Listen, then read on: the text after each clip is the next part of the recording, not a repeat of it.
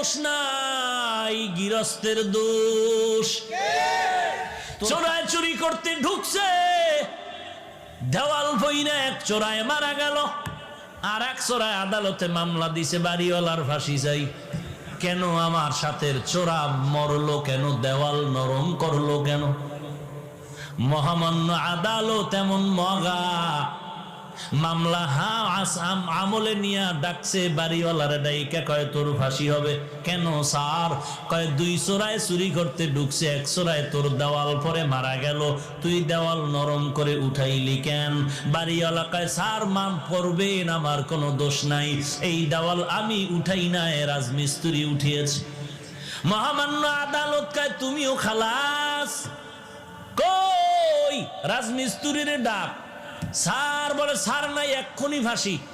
বলে কেন? কথা শুনেন, কি সমস্যা? বলে দেওয়াল নরম করে উঠাইলি কেন? বলে দেওয়াল উঠাইছি আমি, তবে নরম আমার কারণে হয় নাই, যেই যোগালি আমার এই সিমেন্ট মিলাই দিছে, পানি বেশি দিছে, নরম হয়ে গেছে, আমার কোনো দোষ নাই। মহামান্য আদালতকে তোরও মাফ করে দিলাম। ধর যোগালি কই, এই তুই পানি নরম করে বালু দিলি কেন?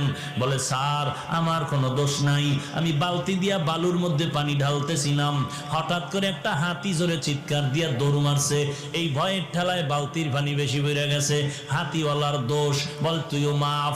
হাতিওয়ালারে ডাক, হাতিওয়ালা তুই এই অন্যায় করলি কেন? কয় স্যার আমার হাতি এমনিই চেতে না, এমনি গরম হয় না, এক বেডিয়ে এক মহিলা সুন্দরী রূপসী স্বর্ণের অলংকার লাগাইয়া ঝুম ঝুম করে আওয়াজ করতেছিল, হাতি দেখা গরম হয়ে গেছে। কয় তুমিও মাফ। মহিলার ঝুনঝুনালারে ডাক, মহিলা ডাকছে এই ম্যাডাম তোমার ফাঁসি হবে।